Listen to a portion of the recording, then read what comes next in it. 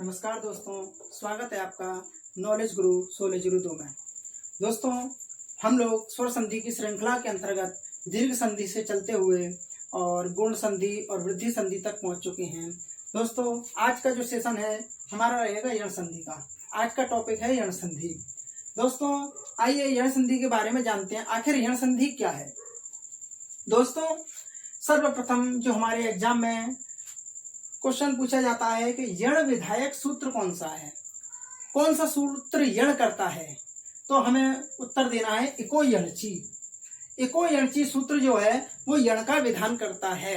अर्थात आपसे यदि एग्जाम में पूछते हैं कि यण करने वाला सूत्र कौन सा है, तो आप क्या कहेंगे? इको यणची। अब देखिए, इस इको यणची का अर्थ क्या है।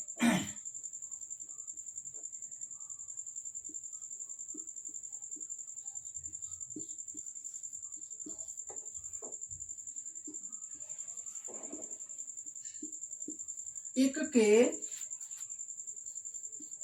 स्थान पर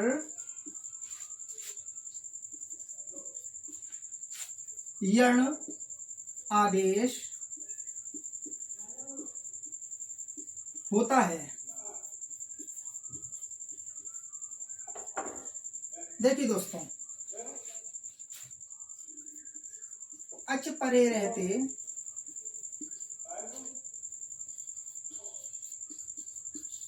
संहिता के विषय में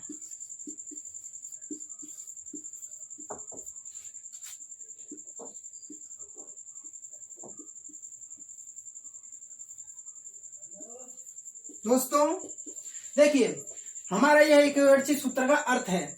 इसका अर्थ है एकः स्थाने यण स्यात् अचि संहितायाम विषय। ये जो आप पोर्शन देख रहे हैं, नीचे वाला जो अर्थ है, यह एक व्याकरणिक पोर्शन है। दोस्तों, इस टॉपिक का यह जो पोर्शन है ये हम नहीं पढ़ेंगे। क्यों? क्योंकि दोस्तों, इस प्रक्रिया से यदि हम पढ़ेंगे तो हमें संपूर्ण व्याकरण की जो प्रारंभिक प्रक्रिया है उस प्रक्रिया को जानना बहुत आवश्यक होगा।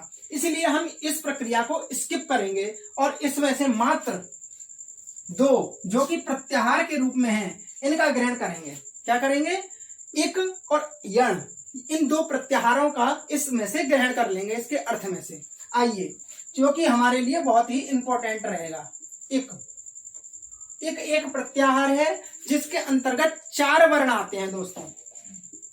ई, उ, री और लृ। ठीक है।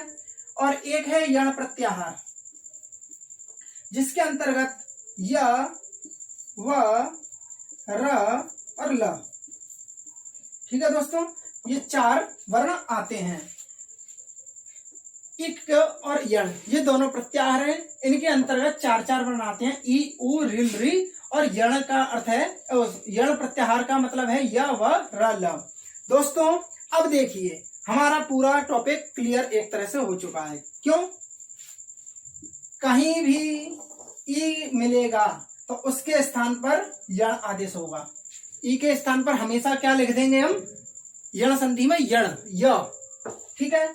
उसी तरह कहीं भी उ मिलेगा तो उसके स्थान पर हम क्या लिख देंगे? व।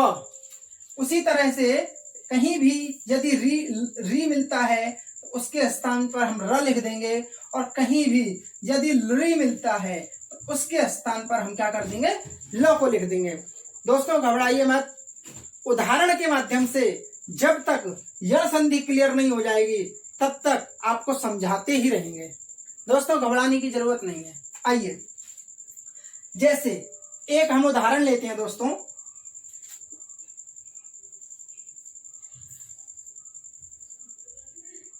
उदाहरण जैसे ले लीजिए आप इत्यादि। फेमस उदाहरण है, आप बोलते हैं इत्यादि।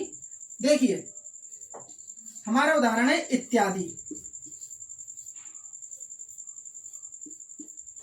दोस्तों, उदाहरण है इत्यादि। देखिए, इसकी हम संधि विच्छेद करेंगे दोस्तों, तो इति प्लस आदि क्या रहेगा?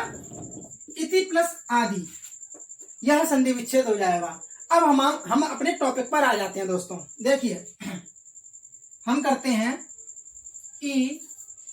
अब देखिए दोस्तों, हमें चाहिए, सबसे पहले दिया है ई रहेगा तो उसके स्थान पर क्या हो जाएगा य, ऊ रहेगा तो उसकी जगह हम क्या लिख देंगे व, और री रहेगा तो उसकी जगह हम लिख देंगे र, और ली रहेगा तो उसकी जगह हम लिख देंगे ल। सिंपल सा फॉर्मूला है। आइए अब देखिए, हमें इति देखना है। मैंने हमेशा से बताया है कहीं भी संधि करेंगे तो जो प्रथम शब्द रहेगा, प्रथम शब्द है आपका इति, ठीक है, द्वितीय शब्द है आपका आदि। इन दोनों में जो प्रथम शब्द है इति, उसका अंतिम वर्ण लेना है। क्या लेना है? अंतिम वर्ण। तो देखिए ई त ई, जब इति को आप तोड़ेंगे तो देखिए ई त और इसमें से निकलेगा ई, ठीक है। तो प्रथम शब्द का हम अंतिम वर्ण ले लेंगे। तो हमने क्या किया, ई त और ई, ये अंतिम वर्ण हो गया, ठीक है दोस्तों। अब धन का निशान है तो धन का चिन्ह लगा दीजिए। अब द्वितीय जो शब्द है उसका प्रथम वर्ण ले लेंगे, प्रथम शब्द का अंतिम वर्ण और द्वितीय शब्द का आदि वर्ण, आदि यानी प्रथम वर्ण ले लेंगे, हम ले लेंगे आ, ठीक है दोस्तों, प्लस दी, दी कर लीजिए, दी कर लीजिए दोस्तों, ठीक है। तो इत ई प्लस आ प्लस दी। अब देखिए दोस्तों, इसमें एक प्रत्याहार आपको और जानना पड़ेगा जो कि है अच। इसमें 9 वर्ण आते हैं, अ ई उ री ली ए, नीचे लिख देता हूं ओ आई और औ, ये 9 वर्ण है।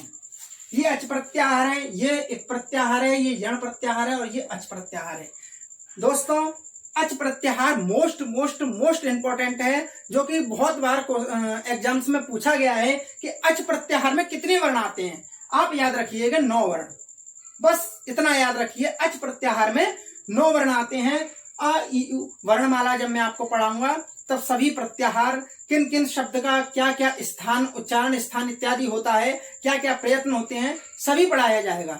अभी आप संधि पर ध्यान दीजिए दोस्तों। आइए, तो हमारी कंडीशन हो चुकी है इत ई आ प्लस दी। अब देखिए हमने क्या कहा था, ई होगी तो उसके स्थान पे य हो जाएगा। देखिए दोस्तों, ई है, इसके स्थान पर क्या हो जाना चाहिए य। अब आप कहेंगे ई तो ये भी है, इसके स्थान पर यह क्यों नहीं कर रहे हो?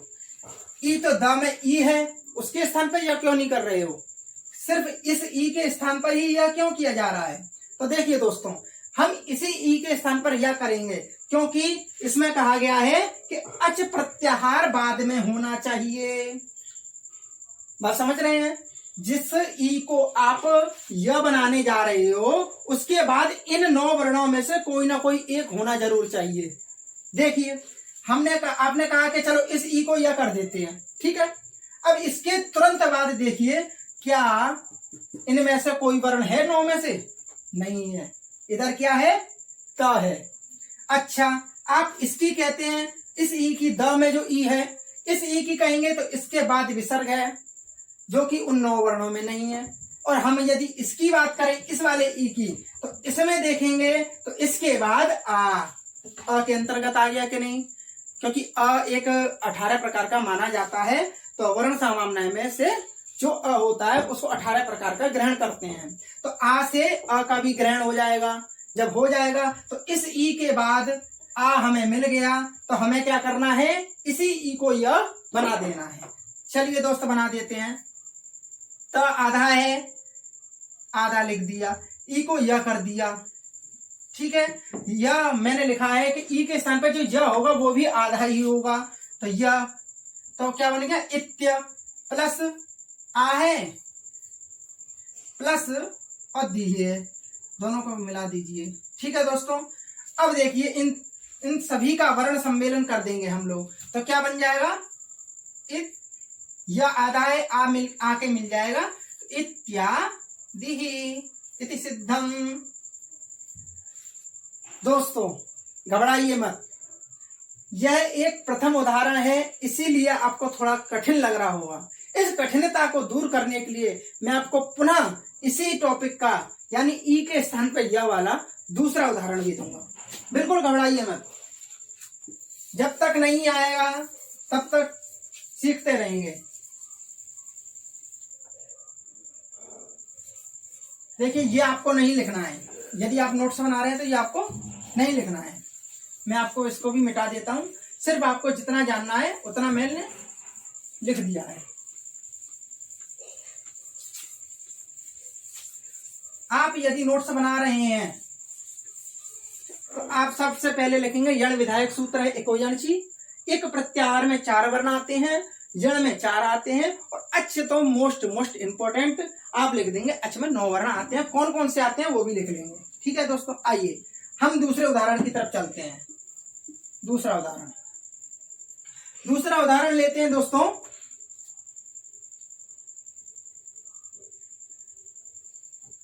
अभ्युदय।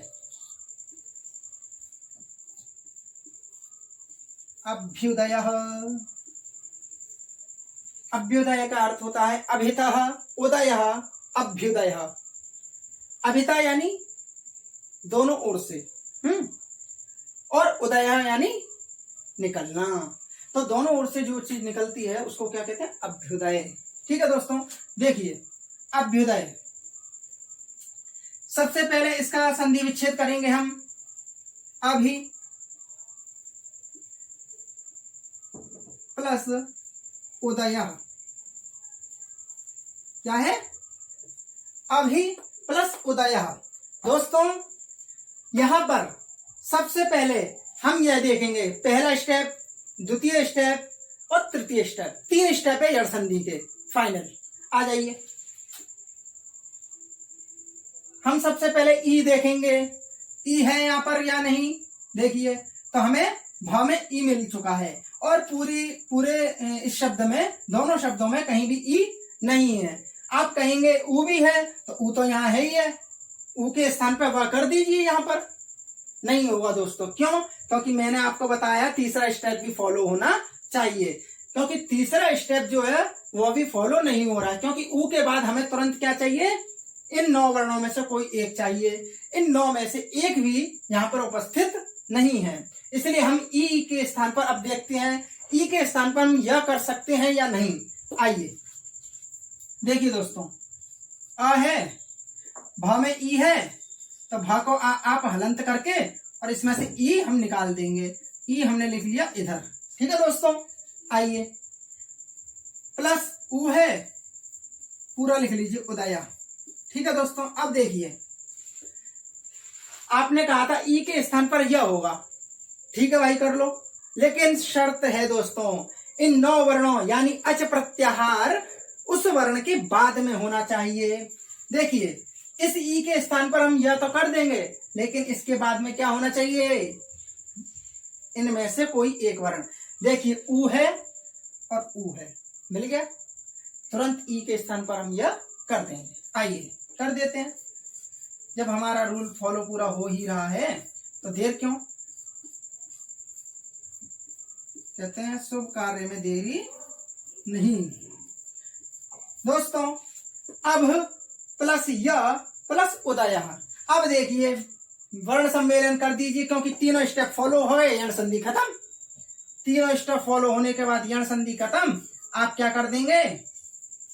भा आधा है, मैं आपको पहले बता चुका हूं, जहां कहीं भी व्यंजन वर्ण आधा रहेगा वहां पर क्या करेंगे आप?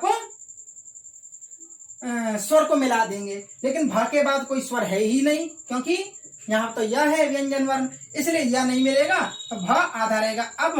अब यह आधा है लेकिन उसके बाद स्वर है, तो यह में ऊ को मिला देंगे, तो क्या बन जाएगा? अभ्युदय।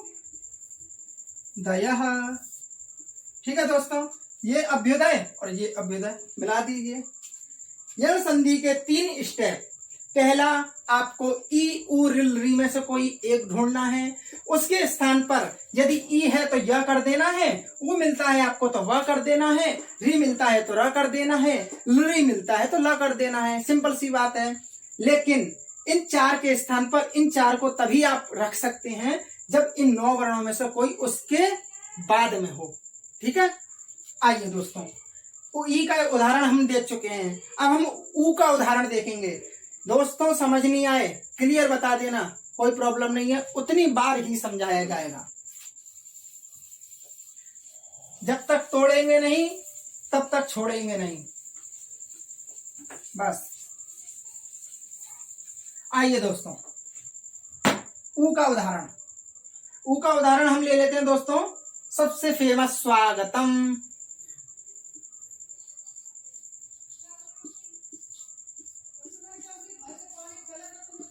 स्वागतम, सबसे पहले हम इसका संधि विच्छेद करेंगे।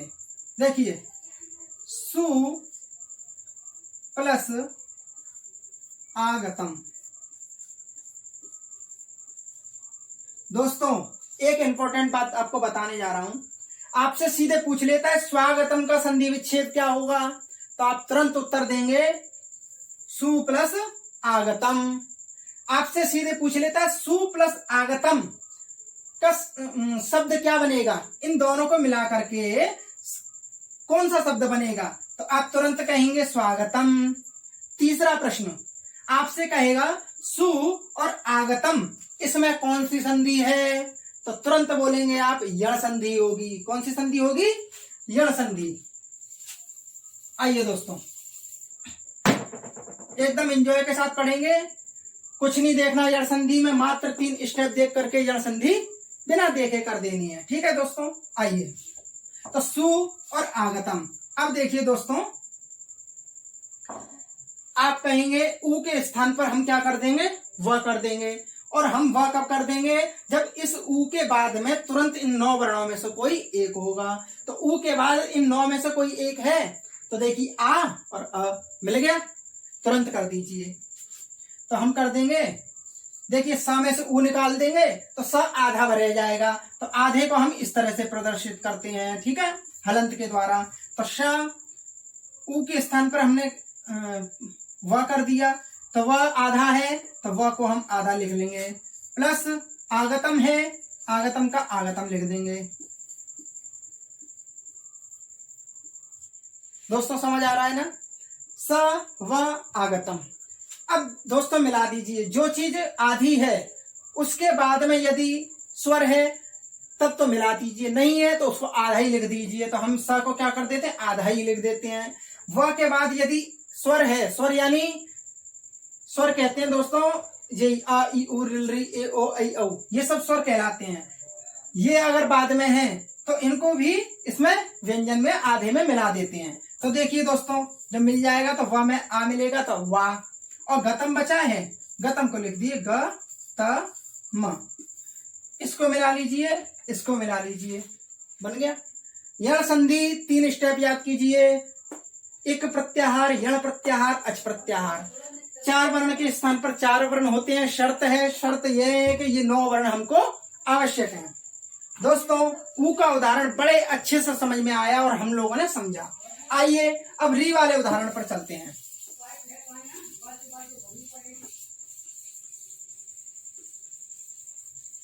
देखिए दोस्तों, री वाला उदाहरण है हमारा तृतीय। री का एक उदाहरण लेके देखिए दोस्तों,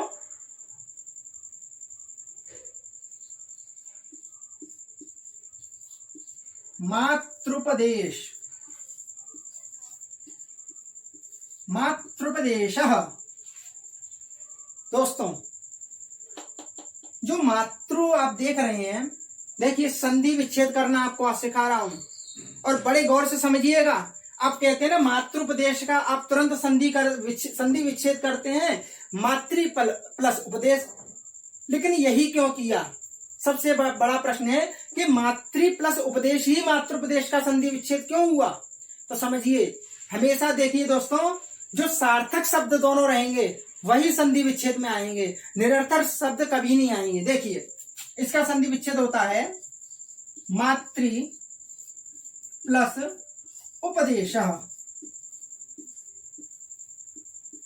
ठीक है दोस्तों, अब मान लीजिए आपने कर दिया मातृ प्लस उपदेश, मातृ प्लस पदेश। अब देखिए ना तो मातृ का ही कोई अर्थ है और ना ही पदेश का कोई अर्थ है। देखिए उपदेश का अर्थ है और मातृ का अर्थ है, मातृदेवो भवः सुना है ना आपने। तो देखिए मातृ का भी अर्थ है माता और उपदेश का अर्थ है उपदेश। ठीक है, तो इस तरह से जो सार्थक शब्द होते हैं उन्हीं को तोड़ा जाता है, ना कि निरर्थक शब्दों को। तो दोस्तों मातृ उपदेश, मातृ उपदेश का दोस्तों अर्थ है मातुः उपदेश, माता का उपदेश है, मॉम्स ऑर्डर। तो दोस्तों मातृ प्लस उपदेश। अब देखिए यहां पर री है और ये भी दोस्तों याद रखना ये री ही है, इसे क्या बोलते हैं दोस्तों, री। तो री हमें मिल गया, हम इस री को क्या बना देंगे, र बना देंगे। लेकिन हमारी शर्त है इस री के बाद हमें क्या चाहिए, इन 9 वर्णों में से कोई ना कोई चाहिए। तो देखिए री के बाद क्या ऊ है, तो ऊ क्या इन 9 में है, देखिए मिल गया, मिल गया, तुरंत लगा दीजिए। हम क्या करेंगे, त में से री निकालेंगे तो रह जाएंगे हमारे आधे, और री के स्थान पर हम सीधे लिख देंगे र, और सीधे लिख दीजिए उपदेश। अब देखिए हमने आपको ऐसी ट्रिक समझाई है कि आप तुरंत देख के बता देंगे कि इसके स्थान पर क्या होगा, क्या चाहिए हमको। तो यह संधि आपको इस तरह से समझाई गई है कि आपको सेकंडों लगेंगे बस यह संधि को पहचानने में। तो त आधा है, र भी आधा है, त र का संयोग होता है। देखिए जब आपको वर्णमाला पढ़ाएंगे तो संयुक्त व्यंजन होते हैं कुछ, उनको पढ़ाया जाएगा। अभी आप ये समझिए त, देखिए त प्लस र मिला करके दोस्तों क्या बनता है, त्र।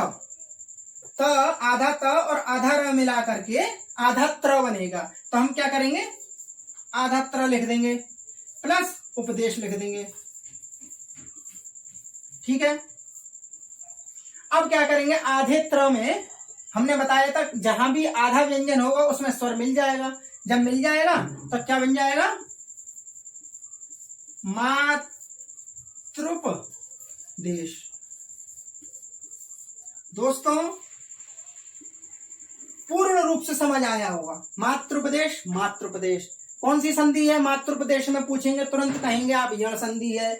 संधि विच्छेद क्या होगा, मातृ प्लस उपदेश होगा। मातृ प्लस उपदेश का, मातृ प्लस उपदेश में कौन सी संधि है, यह संधि है। मातृ प्लस उपदेश मिला करके क्या बनेगा, मातृपदेश बनेगा। सीधा सिंपल फंडा। देखिए दोस्तों हमने री का भी समझ लिया। अब ली, देखिए दोस्तों ली का जो उदाहरण है वो बहुत ही कम पूछा जाता है। कम पूछा जाने का तात्पर्य मेरा यह नहीं है कि हम लोग उसे सीखेंगे नहीं।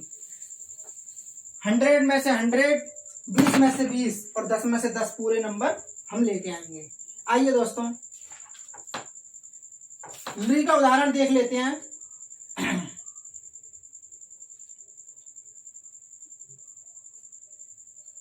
इसका हो जाएगा दोस्तों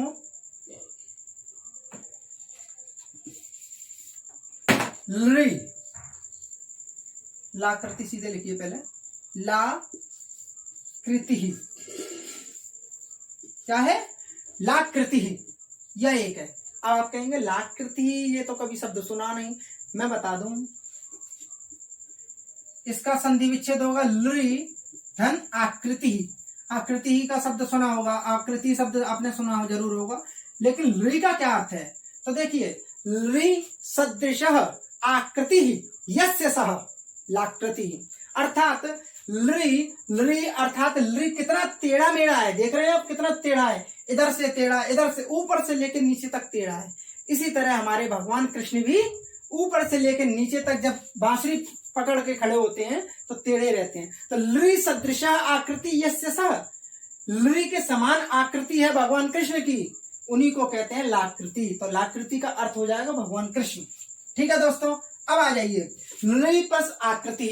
अब ली देखिए आपको मिल गया तुरंत, आपने कहा हम तो ल करेंगे, लेकिन शर्त भी फॉलो करनी पड़ेगी। क्या शर्त है कि भाई उसके बाद हमें चाहिए इन 9 वर्णों में से, तो अ है तुरंत कर दीजिए। सेकंडों में आपकी यण संधि कंप्लीट।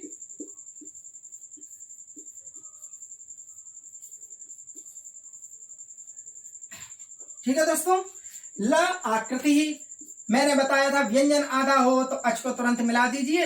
ला क्री है और ती ही है, लाकृति। इसका मोस्ट जो ज्यादा से ज्यादा जो पूछा जाता है वो लाकृति ही पूछा जाता है, और लाकृति आप याद रखिएगा बस। इसके अलावा मुश्किल है कोई भी ली से रिलेटेड कुछ पूछें। तो दोस्तों यह जड़ संधि हमारी समाप्त हो चुकी है।